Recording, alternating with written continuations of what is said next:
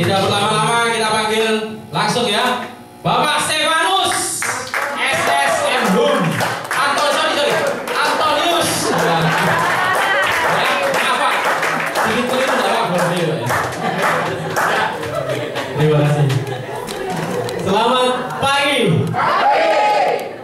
Oke, pertama-tama saya terima kasih kepada komisi. Saya diganti nama Stefanus. Oke, saya tidak melihat Bapak Kando, nanti titip salam saja. Terima kasih telah mengundang saya, juga Bu Enda yang mengundang saya. Sebetulnya saya tidak mau ngomong lagi, terlalu banyak omong ini loh. Ya, kita mau aksi, ini sudah bulan apa ini loh? Ya, nanti kalau agent-agent yang masih belum sampai 100 juta sampai di bulan ini harus sudah UN tahun depan. Sudah itu harga mati sudah. Ya, saya memperkenalkan diri dulu. Saya kira belum terkenal kan saya ya. Belum ya, tadi makanya sampai dibilang Pak Stefanus. Saya dari lahir di kota Bogor, tadi sudah ditulis. Kenapa saya kasih lagu Sunda? Karena memang Bogor masih di Sunda ya, bukan di Jawa Barat, tapi di Sunda. Ya, kalau orang Jawa Barat nggak mau dibilang orang Jawa, itu herannya. Saya juga heran, kenapa? Jadi kita lebih senang dibilang orang Sunda. Katanya zaman dulu itu perang antara Jawa, ya kerajaan misalnya. Jadi nggak mau dibilang orang Jawa. Kalau ke Jakarta atau ke daerah Jawa Barat ya pasti orang Jawa loh ya, lu jadi orang Jawa loh. Jawanya mana? Malang. Enggak, lu orang Jawa loh. Pokoknya Jawa gitu loh ya. Namanya Jawa Barat, Jawa Tengah, Jawa Timur, pokoknya semua Jawa gitu. Ya. Itu saya lahir di Bogor, dari 5 bersaudara, saya anak ketiga, semua laki-laki. Yang lain sudah menikah. Saya terlambat sendiri karena memang cita-cita awal saya bukan jadi agen asuransi, Bu, Bapak, teman-teman ya. Saya bukan mau jadi agen asuransi awalnya. Saya mau jadi pastor, benar Pak. Jadi mau jadi pastor itu, ya kan nggak boleh nikah, ya kan? Nah, sampai sekarang saya masih single loh. Jangan ditemokin. Ya, itu sebagian dari malu sebetulnya. Dan proses untuk sampai ke sana. Nanti pelan-pelan ya. Saya 10 tahun tinggal di Jawa Timur. Sebetulnya Jawa Timur saya sudah sekitar 12 tahun ya. 2 tahun saya di Blitar, 2 tahun di Batu, 6 tahun di Malang. Jadi total 10 tahun saya di Biara. Jadi saya memang cita-cita mau jadi pastor, tapi saya bilang tidaklah, saya menjadi pendeta saja. Enggak. Maksud saya keluar saja. Saya mau jadi pewarta firman saja. Jadi saya masih bawa kasih firman di mana-mana. Ya, kadang-kadang diminta di sana di sini. Nah, itu sebagian dari ilmu yang sudah saya dapat. Jadi harus saya bagikan. Tetap biar bagaimanapun Tuhan nggak akan tinggal diam ya. Kalau sudah dikasih materi banyak gitu ya, dia pasti pakai. Nah, itu saya dulu. Lalu pertama kali saya di Surabaya, ini saya di Surabaya baru 2 tahun. Ada kenalan nggak ya waktu itu? Kenalan cuma 1-2 orang. Jadi saya di Surabaya, saya memulai segala sesuatunya dari nol, kalau saya bilangnya dari nol, karena saya nggak mau minta lagi sama orang tua. Saya keluar waktu itu usia saya sudah 31, jadi 2 tahun yang lalu. Sekarang kan 33 ya, 2 tahun lalu 31. Nah, usia segitu masih minta orang tua kan nggak mungkin ya. Jadi ya harus bagaimana ya, bekerja. Kalau biasanya di daerah itu bangun pagi sudah masuk ke gereja, doa, kerja, lalu makan pagi sudah disediakan, lalu kuliah, lalu pulang kuliah jam 12 siang atau jam 1 itu kita sudah duduk lagi di meja makan lagi, lalu istirahat siang, terus seperti itu polanya.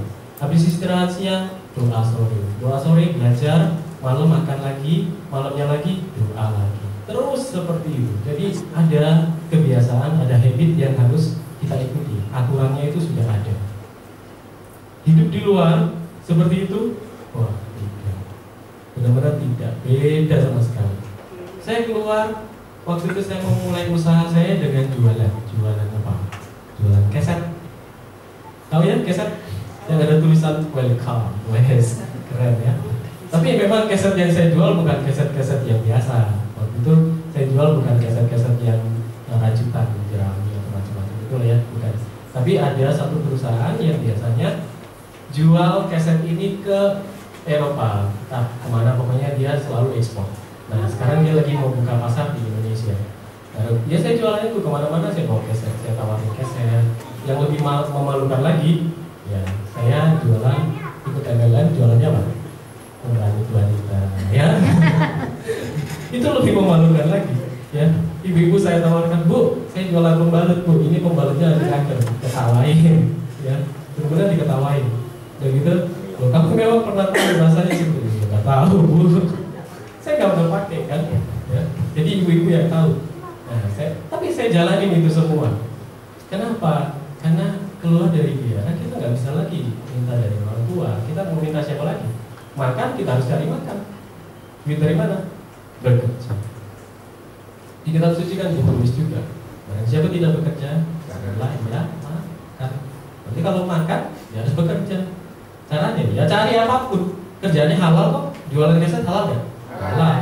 Misalnya kita mengambil keuntungan 100%, 200% dari keset itu halal nggak? Halal. Halal. Oh, kalau memang dia mau, tawar dong, gitu kan? Ya, itu contoh seperti itu. Tapi kan tetap ya kita juga manusia ya, harus punya etika berjualan seperti apa. Nah, jualan pembalut halal nggak? Halal. Halal.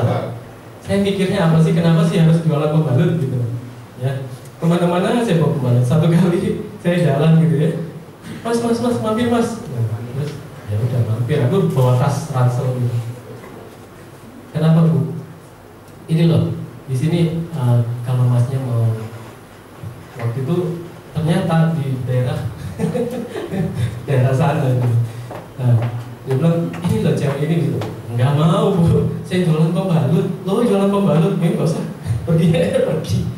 Ya diusir malah mau jualan pembalut gitu. Ya sudah, akhirnya keluar dari rumah itu. Karena tahu saya mau jualan pembalut gitu. Saya cuma mikirnya gini, karena setiap wanita setiap bulan juga membutuhkan itu. Terus akhirnya pasarnya kan berarti juga cukup besar. Itu yang saya pikir. Jadi ketika saya mau usaha sesuatu saya pikir, nah akhirnya saya mulai ya dapat kerjaan yang lumayan baik. Waktu itu saya langsung dapat posisi personalia di satu restoran. Nah, lumayan lah. Tapi untuk bulanan nggak cukup juga untuk biaya kos, biaya macam-macam nggak cukup. Jadi akhirnya setelah saya tahu Prudential, waktu itu tahunya Prudential ini bukan saya langsung melamar jadi agent Prudential atau apa ya, karena teman saya itu agent Manulife, dia baru. Lalu di situ terus dia bilang, di sini ada bisnis bagus, kamu datang ke aku bilang, nggak Citraland jauh-jauh ke sana. Terus dia bilang, mana KTP-nya? Buat apa? Udah pinjam nanti saya fotokopi. Buat apa? Ini ada bisnis bagus, bisnis apa? Asuransi apa sih? Manulife. Sebentar, aku nanti tak ngomong dulu sama ibu angkatku. Akhirnya aku pulang terus ibu angkatku bilang, nggak usah di Manulife, itu loh orang seberang itu orang Prudential. Nah, tak temuin lah malam itu kan malam sekali, terus saya bilang nggak usah, nanti aja. Pulang gereja hari Minggu itu jalan bareng, terus ditanya, kamu masih di Prudential? Oh masih, saya masih cari agent gini. Pak, aku ikut jadi agent Prudential. Akhirnya langsung siang itu langsung dikasih aplikasi agent, saya isi sendiri, semua saya start. Jadi saya BOP-nya itu setelah lulus training semua. Jadi setelah lulus training baru selesai, baru di BOP sama ini agent ini pokoknya baru. Jadi saya training itu dia bilang cuma nanti hari ini tanggal segini kamu datang ke BRI lantai 10, pokoknya datang aja ke sana. Saya datang ke sana, saya nggak tahu siapa, pokoknya saya beresin semua, data sudah beres, sudah di scan, dikasih saya berangkat sendiri ke BRI. 4 hari training itu jelas orang kok bisa nanya, Pak ini Pak Farid waktu itu, Pak gini. Saya cuma tengok, nggak tahu apa-apa, asuransinya apa, ya. Akhirnya baru setelah itu di BOP sama di terus di BOP. Nah itulah perjalanan saya, akhirnya saya masuk di Prudential. Lalu saya berterima kasih dengan leader saya. Leader saya selalu kalau ada training apa dia bilang, ini ada training, kami ikut. Waktu itu ke Bogor, ikut ke Bogor. Lalu waktu itu ada training apapun. Bahkan saya kadang-kadang mikir, bayarnya harus gini. Itu investasi. Bagi saya investasi. Saya nggak mau jadi agent biasa-biasa. Saya nggak mau jadi agent yang cuma asal Pak, Pak, saya punya tabungan bagus ini, nabung tempat saya Pak. Cuma nawarin tabungan, kita jadi sales, kita hanya jadi sales. Tapi saya setiap kali teman-teman saya, ngapain kamu jadi sales? Agen asuransi bukan sales. Agen asuransi itu financial advisor buat seorang nasabah. Maka sikap kita juga harus ketika kita nawarin ke nasabah, jangan asal ya wis 350, ya udah. Saya tak mau. Jadi satu kali pernah, saya kan selalu waktu tahun lalu, selalu setiap minggu itu merasa nggak tenang kalau nggak ada closing-nya. Aduh, rasanya gimana ya? Ya kita butuh makan, ya toh. Memulai dari nol. Saya 4 bulan beli sepeda motor itu bukan dari mana-mana. Saya dari uang Prudential doang. Nggak ada dari mana-mana lagi. Dari siapa? Ya toh. Saya di sini merantau, di Surabaya ini merantau. Saya beli itu karena ya saya harus bekerja, saya harus punya uang, saya harus punya kendaraan supaya saya bisa mobil sana sini. Jadi saya beli sepeda motor. Sepeda motor saya beli. Kurang keras. Masih kurang keras? Iya. Saya minta maaf. Tes satu. Oke. Kurang keras ya. Kecepatan juga saya kira ngomongnya ya. Minta maaf, saya ini baru pilek kemarin hari Sabtu, jadi saya buat lebih keras ya. Saya biasanya nyanyi soalnya. Enggak. Saya mana tadi ya? Sepeda motor. Nah, sampai sepeda motor itu. Saya beli itu di bulan 4. Saya beli mobil tadi juga bulan 4 kemarin. Jadi selang 1 tahun saya beli mobil. Saya cuma ingin mobil. Saya lihat kalau lihat mobil itu saya kasih plat nomornya kan L8LRD. Maksudnya saya kalau baca itu kan Lord. Terima kasih Tuhan. Itu yang saya mau maksud. Jadi sengaja saya pilih nomor itu. Nah, semua itu kerja keras. Tadi kenapa juga waktu Sandepan saya selalu kasih gambar makanan waktu di Roma ya. Kemarin saya ke Roma, di sana dijamu di satu villa besar, lalu makanannya enak luar biasa. Saya senang makanan Eropa. Nggak tahu teman-teman banyak yang nggak suka. Tapi itu anggur, itu champagne dari teman-teman sebelah kanan kiri itu pada nggak mau minum. Saya minum berapa gelas itu. Bukan mau batalin yang puasa, sorry ya. Saya mau bilang gini sebetulnya dari tadi itu gambar. Dulu waktu mau mulai awal di sini saya nggak punya apa-apa. Saya mau makan tuh bingung bukan nggak punya, bingung mau makan apa, bingung nggak punya duit, mau makan tuh ngirit, saudara. Jadi kita harus pikir ini mau makan sore, mau makan malam, ya mau makan siang, mau makan malam. Apa yang lebih kira-kira cukup untuk 1 bulan? Jadi makan paling sama nasi, kadang-kadang ya beli Indomie, kadang-kadang ya di warung ya beli nggak pakai ayam, ya pakai telur atau apa, pokoknya ngirit lah. Sekarang ya puji Tuhan, saya bisa lebih ya baik lah. Saya urus makanan, saya urus baju, macam-macam semua saya urus sendiri karena sudah punya cukup gitu ya. Tapi kalau saya ingat kembali perjalanan waktu itu, kenapa sih saya mau jalan itu biasa? Saya sudah punya jabatan yang cukup dong sebagai personalia di satu restoran besar. Tapi saya pikir-pikir ini nggak cukup. Ketika saya kenal Prudential, saya dikasih tahu ini loh bisnisnya seperti ini. Saya November 19 itu saya gabung. Tanggal 1 Januari 2011 saya full time langsung di Prudential. Karena saya pikir kalau saya jalanin kerjaan saya yang lama itu, walaupun jabatan setinggi itu nggak worth it buat saya. Saya jalanin yang ini. Saya cuma modalnya apa? Saya bisa sukses karena saya rajin dan bertahan di Prudential ini. Sudah, itu saya modalnya. Saya cuma modal keyakinan. Saya bisa sukses. Saya pasti sukses di Prudential. Dan itu saya pegang terus. Makanya setiap minggu kalau saya nggak closing, waduh, kepalanya pusing.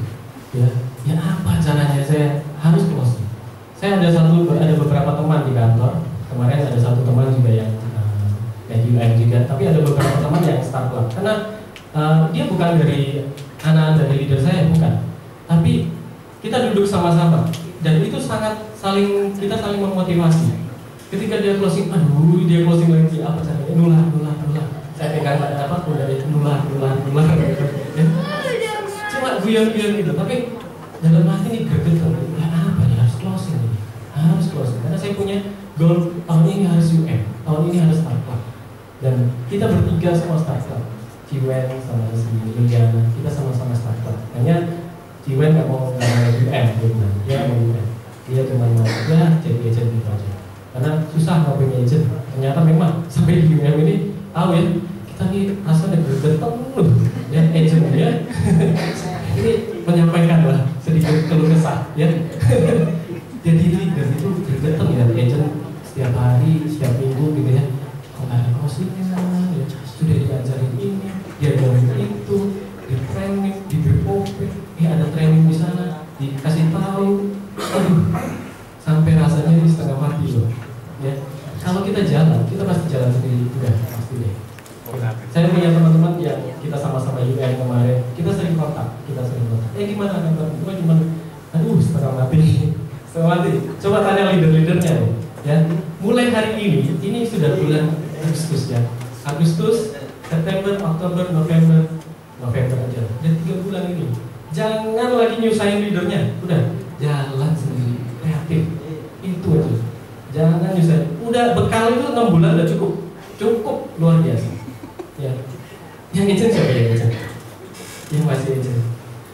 Masih lumayan. Bekal 6 bulan, saya rasa itu lebih dari cukup. Luar biasa, lebih dari cukup. Ya. Setiap hari kalau kayak monitor ya di SMS atau hari Senin, ayo nih ada entry jam 10. Udah tahu jam 10. Udah tahu, nggak usah diingetin lagi. Jam 10 pasti datang entry sudah. Ya, nggak usah diingetin. Pokoknya saya minta teman-teman buat komitmen hari ini. Mulai hari ini yang sudah 6 bulan gabung, jangan lagi nyusahin leadernya. Maksud saya bukan nyusahin apa. Kalau mau tanya-tanya, tapi jangan lagi, hari Senin ada entry gak? Gak usah nanya, tadi itu udah pasti ya. Hari Senin pasti ada entry. Udah gitu, jadwal semua pasti sudah ada di papan admin. Pasti ditempel kan? Mana orang admin? Ada ya? Pasti ada. Semua itu sudah lengkap. Saya kenapa ngomong seperti ini? Saya baru-baru ini ikut seminar, satu seminar tentang family business. Family business. Saya ini family business apa keluarga saya? Ya, saya cuma mikir, nggak apa-apa, saya ikut aja. Saya ikut. Lalu diberitahu lah di dalam seminar itu, dia bilang, family business ini kegagalannya adalah komunikasi dari orang tua ke anak. Kegagalan sebuah family business ini, kenapa family business hanya cuma bertahan sekitar 2-3 generasi aja, udah mentok. Bisa nggak seperti yang di Jepang saja, yang punya kecap apa itu terkenal. Dia bilang bukan bisa. Ada kecap apa gitu ya. Nah kecap ini ternyata Kikome. Dia bilang sudah 48 generasi. Wow. Kita kalau dengar itu luar biasa ya, amazing loh. Nah kenapa bisa berhasil? Gitu. Dan saya dapat pelajaran luar biasa. Karena dari orang tua itu komunikasi ke anak-anaknya itu benar, sehingga kecap itu terus setiap tahun anaknya gantikan, usahakan kecap ini tetap eksis, anaknya lagi tetap usahakan usaha ini tetap eksis. Nah saya dapat apa dari situ, teman-teman? Prudential bisnis keluarga bukan? Ya. Hah? Ya. Benar? Benar? Yakin? Yakin Prudential ini bisnis keluarga? Yakin. Yakin. Saya yakin luar biasa. Kenapa? Saya ditunjukin tuh sama ayah saya. Kalau kamu naik AM besok, kamu dikasih sertifikat. Seandainya terjadi risiko terhadap kamu, siapa yang mewarisi komisi yang akan dapat Prudential? Wow, saya bilang ini bisnis keluarga. Saya nggak punya bisnis lain-lain. Saya mau jalani bisnis ini. Ini bisnis keluarga yang luar biasa. Prudential menjamin keluarga-keluarga yang bergabung sebagai partner Prudential itu luar biasa. Ya, makanya teman-teman kalau usaha atau kita masih di sini masih cuma setengah-setengah, masih cuma sampingan aja lah. Sampai besok nggak akan jadi, nggak akan jadi. Tapi kalau teman-teman coba lihat ya.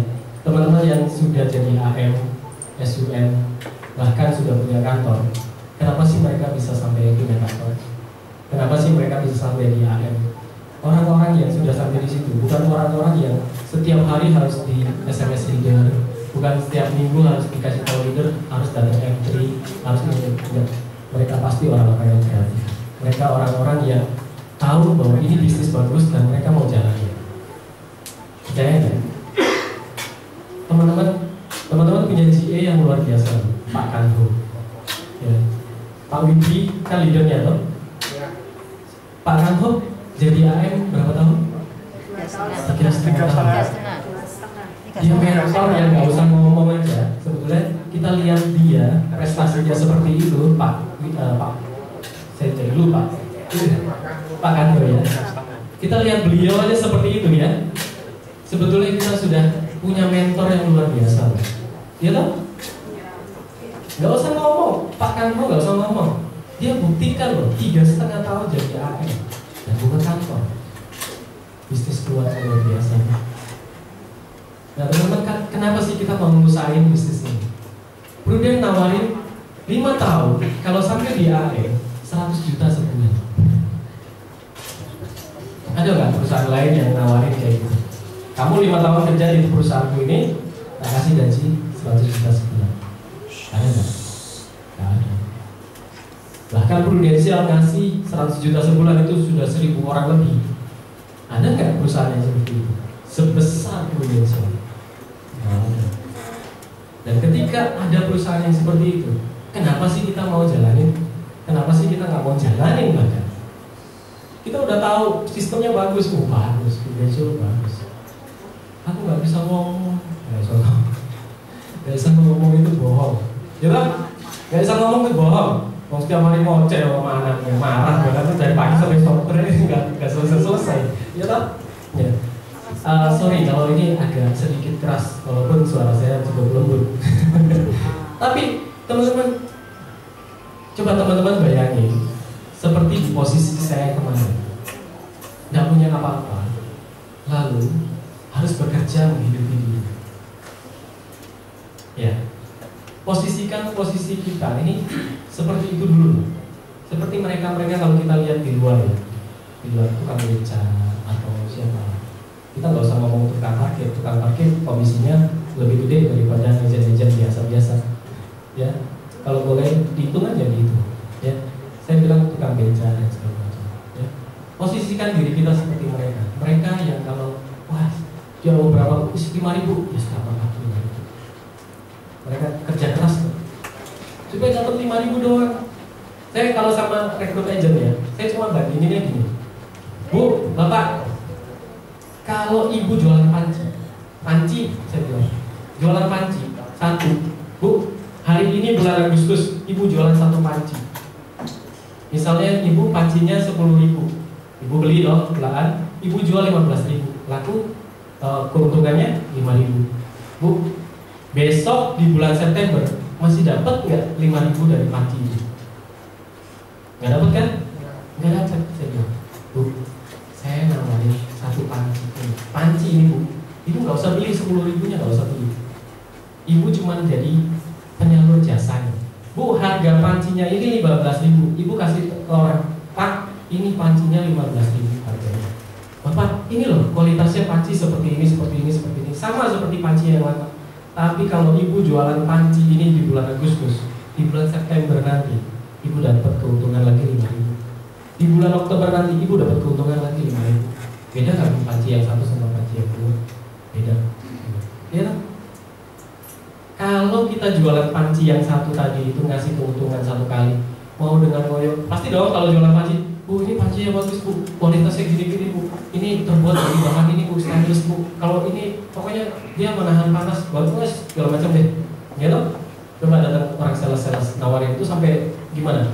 Luar biasa kan? Tapi panci yang udah jelas-jelas, ini kualitasnya sudah kemudian number 1 terus toh 10 tahun ini. Nah, udah gitu produknya juga produk murahan nggak? Enggak, Journal Pro My Child itu bukan, banyak orang juga tanya kok, Pro My Child ini maksudnya apa?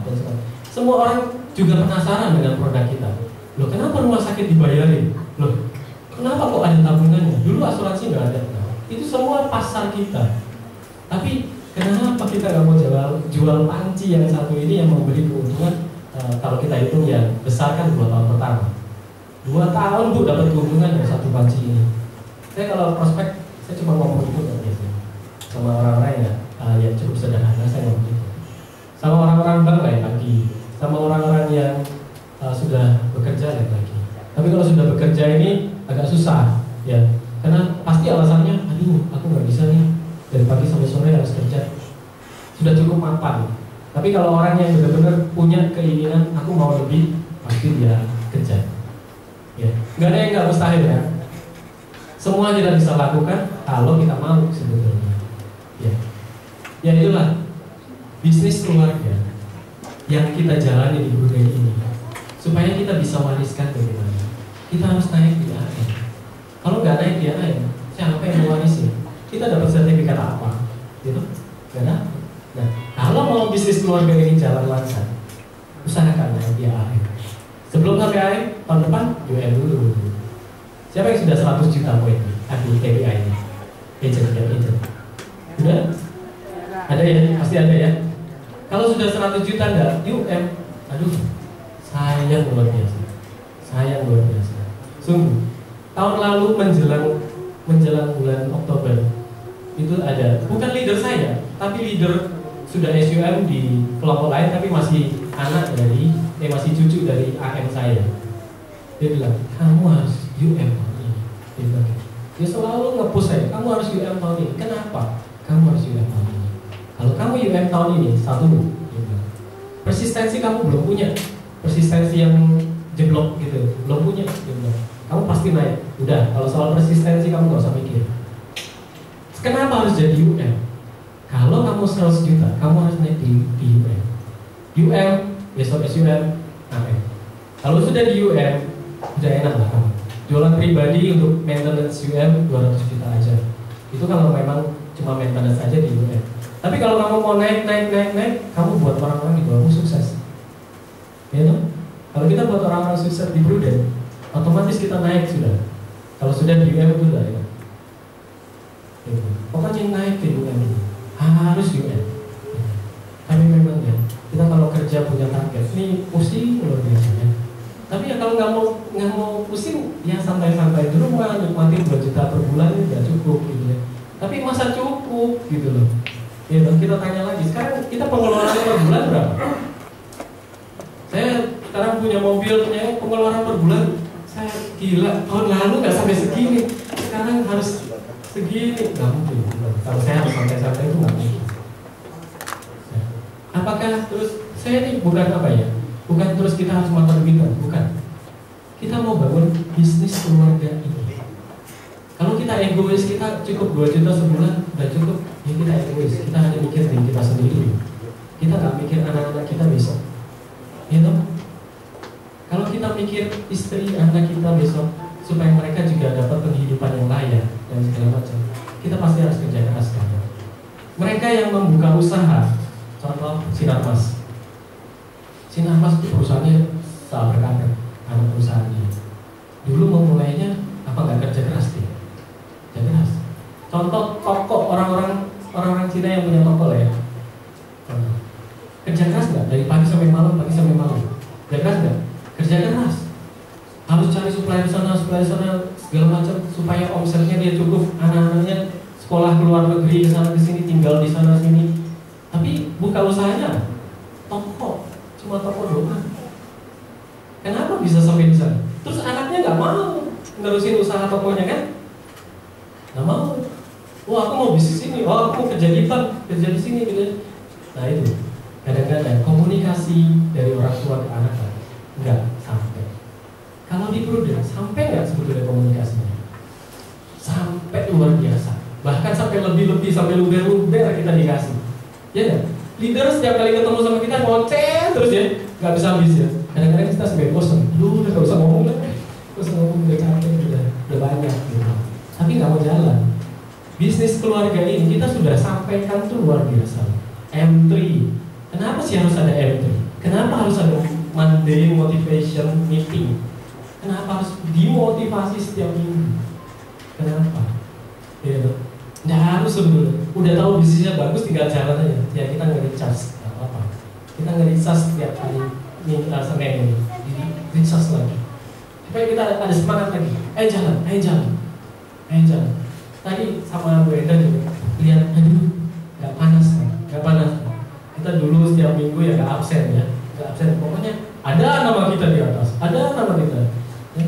Tahun lalu saya masih, aduh, teman-teman sampai, kamu kok nggak jualan lagi nih, ngopi agent sekian banyak, gitu kan? Kadang-kadang gergetan rasanya. Mereka udah tahu bisnisnya, udah tahu, bagus Pak, aku pasti jalan. Tapi sampai sekarang juga nggak jalan-jalan, gitu kan? Ya kita bukan apa ya. Ketika kita rekrut orang, tanggung jawab kita adalah membuat dia berhasil. Nah, kalau kita sudah punya tanggung jawab itu, kita mau apapun kita belain. Keluar kota, saya bilang ke tempatmu 2 minggu sekali saya jalan, karena di luar kota. Dan di luar kota yang lain lagi saya bilang, saya juga janjikan 2 minggu sekali. Jadi minggu ganjil saya ke daerah sana, minggu genap saya ke daerah sana. Saya tuh belain gitu. Kenapa sih harus belain gitu? Kalau kita punya bisnis keluarga seperti misalnya toko atau apa segala macam, kita pasti usahakan toko ini berkembang. Usahakan toko ini berkembang. Kalau bisnis keluarga kita yang di sini, kita membangun orang. Kita keluar dana di sana untuk membangun bisnis ini. Kita nggak keluarin uang untuk hal-hal yang seperti bangunan dan segala macam. Tapi kita keluarin uang untuk investasi kita adalah di orang-orang yang kita rekrut. Maksudnya apa? Supaya mereka ini sukses. Jadi komunikasi di kedua belah pihak, leader dengan agent, itu harus nyampe. Kalau nggak nyampe, kita udah nyampein banyak segala macam, tapi mereka sendiri nggak ngerti. Kenapa sih leaderku belain sampai ditemenin join field kemana. Tapi leader ini, agent ini sudah setahun, 2 tahun masih minta, Pak, anterin aku Pak ke sana Pak. Sebetulnya nggak punya percaya diri, gitu aja. Kita sudah dapat informasi banyak, benar ya? Yang baru 1 bulan di sini siapa? Ada yang baru? Baru ya. Tapi yang lain kan sudah cukup lama toh. Masih minta dianterin leader gak? Kalau masih kebangetan, ya kan? Kebangetan. Harus jalan sendiri. Saya ditemani leader cuma 1 kali. Itu di bulan Desember 2010 saya masih ingat. Jadi leader saya duduk di sini, sama saya di sana. Saya duduk, saya dengerin sekali, 1 kali itu. Saya dengerin baik. Caranya ngomong kayak gini. Caranya ngomong. Nanti kalau kamu mau belajar lebih banyak, setiap hari Sabtu ada training, kamu ikut. Caranya ngomong rekening Pak Ali itu seperti apa? Setiap Sabtu saya datang ke kantor, saya belajar. Rekening Pak Ali, saya belajar ini, belajar itu, tergantung kantor tema materinya apa. Saya belajar. Lalu Senin entry saya datang. Pagi, entry hari ini pagi. Kadang kita di kantor ganti ya, 2 minggu sekali pagi, 2 minggu sekali sore. Jadi kalau nggak sore pagi. Saya datang terus, saya terus nge-recharge. Maksudnya apa? Supaya saya cepat bisa belajar, supaya saya cepat kalau ketemu nasabah saya bisa nawarin. Karena nasabah saya nggak mungkin saya ngandelin di Surabaya, saya nggak kenal orang. Ada yang dari keluarga, nggak ada. Dari keluarga saya bayarin sendiri mama saya pertama kali, itu nasabah pertama saya. Ya, saya waktu itu masih mikir, aduh saya ini belum punya terlalu banyak uang, tapi saya pikir saya harus belikan mama saya asuransi. Ya sudah, saya pikir-pikir ini nggak cukup, tapi saya bayar sudah. Terus bulan besok bayarnya gimana ya? Nggak tahu, pokoknya saya harus cari nasabah untuk bayarin asuransi mama saya. Saya masukin mama saya itu Desember, lalu Januari setelah saya punya tambahan, saya masukin diri saya itu di bulan mungkin April. Setelah ya ini sambil beli sepeda motor, saya beli asuransi saya dan segala macam. Tapi karena saya ada tanggungan pertama tuh 1 juta itu harus saya belikan ke orang tua saya harus cari duit dong. Ya pokoknya gimana caranya saya cari duit buat bayar asuransi mama saya, dan saya juga mikir buat makan saya, buat kos saya, gitu. Saya harus kerja, sudah. Itu saya harus kerja. Jadi kita ini harus punya sedikit tekanan. Jangan terlalu mapan. Kalau terlalu mapan, saya ini orang S, tipenya cukup stabil. Saya perlu bom. Orang-orang yang bisa ngebom saya. Ngebom saya maksudnya tendang pantat saya supaya saya jalan. Bu Yunita, Bu Linda. Orang-orang yang memotivasi tanpa harus nendang, maksudnya bukan nendang dalam tanda kutip pantas saya itu bonyok, ya. Maksudnya apa? Orang-orang yang kita lihat, wih gila, kok dia bisa sampai kayak gini? Kenapa saya enggak? Gitu.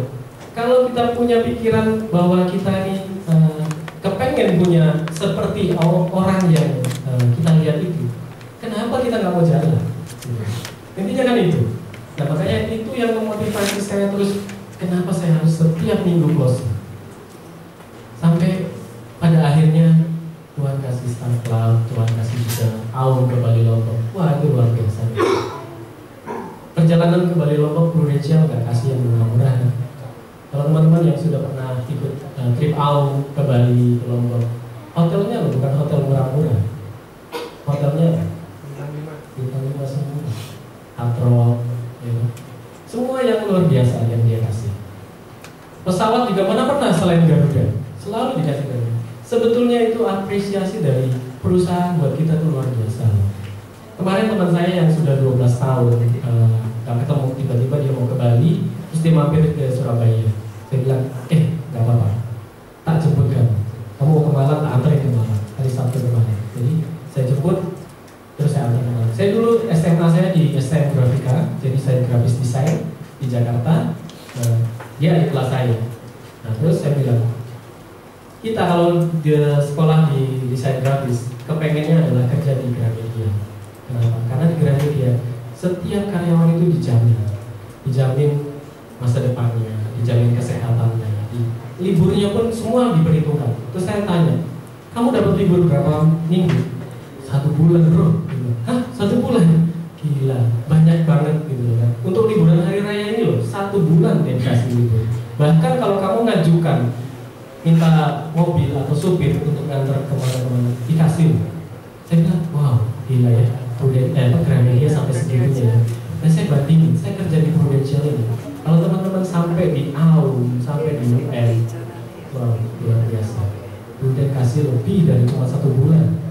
Cuma, oke lah, 1 minggu lah ya kita ke Eropa. Tapi itu rasanya luar biasa. Benar loh. Saya ngalamin. Kenapa sih saya, foto-foto makan dan segala itu saya kadang-kadang ingat kembali ke belakang ya. Sungguh, pagi-pagi bangun cuma nangis lah paling, doa nangis. Ya, Tuhan, saya mau makan apa lagi? Ya, itu cuma bayangin itu aja. Tapi Tuhan kasih lebih. 1 tahun Tuhan berikan luar biasa. Karena Tuhan yang menyertai. Itu saja. Dan saya mengalami ya tahun 2011 itu berkat luar biasa. Tuhan kasih luar biasa. Jadi pertama-tama saya harus bilang Tuhan ya benar-benar kasih. Kadang-kadang kerja saya rasa saya ini nggak ngoyo. 1 tahun 2011 itu nggak ngoyo saya kerja. Saya ketemu orang, saya cerita cuma gimana. Ya sudah, kita tahu. Terus ada orang yang nggak mau, ya nggak apa-apa. Sudah, tapi kadang-kadang saya SMS, saya BB gitu ya. Ini ada produk baru ini. Malah dia yang cari saya. Datang ke tempat saya. Loh, kalau aku datang ke sana harus minimal 1 juta loh ya, saya bilang. Oh, enggak mau nih 500.000 aja. Oke, ya sudah, enggak apa-apa, saya ke sana. Saya ke sana, terus saya kasih gambaran. Saya buatkan ilustrasi. Ini loh, kalau kamu 500.000 dengan usiamu seperti ini, nggak mungkin, nggak cukup. Ini loh, ya coba ya, tambahkan 1 juta, 1,5 juta, 2 juta. Kayaknya closingnya 1 juta. Kan lain. Itu kalau kita bukan jadi agent biasa. Kalau agent biasa, ya sudah. Terus 500.000 yang penting adalah kadang kita kasih advice. Jangan mau kalau dibilang, jangan asuransi ini ya sales ya. Kita bukan sales. Kalau sales cuma nawarin barang, setelah itu perusahaan apa segala macam kita nggak urusin. Kalau dia sakit, yang ngurusin siapa? Kita bantu, kita harus bantu. Caranya gimana? Kita punya channel dari semua sudah disediakan, formulirnya dan segala macam semua sudah disediakan. Sampai hari kemarin saya ketemu satu nasabah di perusahaannya. Orang ini orang luar biasa. Dia bukan anti asuransi. Dia bilang asuransi Indonesia ini nggak terlalu bagus. Oh iya, asuransi di luar dia kasih garansi. Keuangannya, investasinya berapapun, pokoknya digaransi setiap tahun minimal 5%. 5% minimal. Berapapun ininya. minus apa pokoknya tetap dia ganti, digaranti 5%. Ditulis itu garansi 5%. Indonesia nggak kasih loh gitu. Kamu harus cari terobosan dong gitu. Oh iya, saya dengar gitu. Orang ini luar biasa, kenapa? Karena umur 22 tahun dia bangun satu perumahan dari uang dia sendiri. 22 tahun sampai diusir sama keluarganya. Terus 28 tahun dia beli tanah sekitar 23 hektar yang sekarang ini perusahaannya luar biasa. Orang ini pintar. Lalu satu kali dia bilang, ini 1,5 jam ngocehin saya. Ngapain kamu ngerjain asuransi dia? Saya duduk, saya dengar ya. Kamu tahu, kerjaan agent asuransi ini kerjaan tante-tante. Saya ketawa ngakak. Dia bilang gitu, agent asuransi kerjaan tante-tante. Saya ini bukan apa nih. Saya dengerin, tapi saya ngakak luar biasa. Saya dengerin, kenapa orang ini ngomong kayak gitu? Kenapa orang ini ngomong? Saya dapat idea. Saya berpikir, jadi kenapa dia bilang kerjaan tante-tante? Kerjaan asuransi, apalagi kita di Brunei ya. Kalau saya berpikir kembali perspektif di Brunei, gampang kerjanya. Itu kenapa dia bilang tante-tante? Karena kerjaannya gampang. Untuk ketemu orang cuma nawarin cerita, bukan nawarin bahkan cerita. Bu, tabungannya gini bu, kalau anaknya ibu masuk rumah sakit, udah ibu nggak usah keluarin duit, nanti dibayarin sama perusahaan kami. Tabungannya tetap jadi tabungannya ibu. Cuma cerita gitu doang. Oh itu maksudnya. Dia cuma mau menekankan bahwa kalau kamu kerja atau usaha yang benar-benar karena kamu ini masih muda, kerja keras. Saya 22 tahun sudah bangun perumahan di sini. Saya 28 tahun saya sudah punya tanah sekian dari hasil pekerjaan dia, bukan dari orang tua. Walaupun orang tuanya keluarga kaya, tapi dia bekerja keras. Lalu kalau kamu bekerja, jangan hanya soal uang. Kalau kita ngomong cuma soal uang untuk diri kita sendiri, percuma ini. Kalau kamu kerja buat kamu sendiri, sekarang kamu kerja ya, terus kamu usia tertentu kamu retire, lalu kamu minta anakmu kerjakan usahanya, lalu waktu di deposito, lalu dari hasil deposito itu tiap bulan kita cuma nikmatin, ya, cuma nikmatin sendiri buat keluarga dan anak-anak. Yes. Percuma, kamu nggak jadi apa namanya, nggak berguna buat orang banyak. Kita hanya buat diri kita sendiri, kita hanya mikir diri kita sendiri. Tapi kalau kamu mau bekerja, bekerjalah sesuatu pekerjaan yang juga bisa memberkati banyak orang. Maksudnya apa? Kalau kamu bekerja jadi agent, kita cuma jadi agent terus, kita cuma pikir diri kita sendiri kadang-kadang. Ya kita buat orang berhasil seperti memang susah. Tapi kalau kita membuat orang berhasil di Brunei nggak tinggal diam kan? Ya ada hitungannya loh, naik SUM berapa, bahkan bisa diropol 2 tahun. Ada contoh luar biasa. Satu teman kami dia naik SUM hanya karena agent-agentnya jalan. Dia nggak pernah kerja. Tahun itu benar-benar saya nggak pernah lihat dia di kantor. Ya. Tapi tiba-tiba di ujung tahun dia naik SUM. Gara-gara apa? Agent-agentnya dia jalan. Setelah dijumlah dengan omset tahun lalu agent-agentnya cukup buat dia naik jadi SUM. Kalau kita lihat, kok enak ya kayak gitu. Secara negatif kita bisa lihat, tapi secara positif kita harus lihat. Kemudian nggak tinggal diam. Yang rekrut agent-agent itu siapa? Kemudian dia kan si leadernya ini yang naik SUM kan. Walaupun dia nggak kerja, tapi setelah dia naik SUM karena agent-agent yang di jalan, otomatis dia jalan. Tahun ini saya lihat selalu dia training, selalu dia datang ke kantor, luar biasa. Kemudian itu luar biasa. Ini bisnis keluarga yang nggak gampang, bukan yang gampang, yang bisa kita jalan. Siapapun bisa jalani program ini. Hanya cuma modalnya adalah ngomong ketemu orang, ngomong. Nawarin loh. Orang nggak mau, coba lagi. Orang nggak mau, coba lagi. Orang nggak mau, coba lagi. Ujung-ujungnya nyari kita juga. Kalau kita masih eksis di sini, bertahan di sini, pasti. Dia bilang, tadi yang satu punya perusahaan itu dia bilang gini sama saya. Ya misalnya kamu ya, kita ngomong sama karyawan-karyawan saya lah, saya bilang, karyawan saya panggil satu-satu. Besok kamu mau pensiun, mau ngapain? Iya Pak, besok saya pensiun, saya mau buka usaha kecil-kecilan. Yang lain lagi ditanya, besok kerja dari sini, setelah dari sini pensiun, kamu ngapain? Besok saya juga mau buka usaha kecil-kecilan. Terus seperti itu, setiap yang mau pensiun, besok pensiun buka usaha kecil-kecilan tuh apa? Gitu. Sekarang lo Indomaret, Alfamart, semua sudah luar biasa jaringannya. Buka toko kecil-kecilan, mati, nggak bisa. Saya dibuka luar biasa sama dia, pikiran saya bahwa kerja di sini bukan kerja. Kalau kita mau mikir diri sendiri, kita bisa kerja santai-santai. Tapi kalau kita mau benar-benar jadi garam atau jadi berkat untuk orang lain, kita harus benar-benar kerja. Inisiatif, jangan harus susah. Kan sudah ada tingkatan motivasi ya, orang-orang motivasi terkenal. Tapi motivasi yang paling kuat adalah dari diri kita sendiri. Diri kita sendiri kalau kita nggak mau jalan, susah. Kita nggak akan bisa jadi berkat.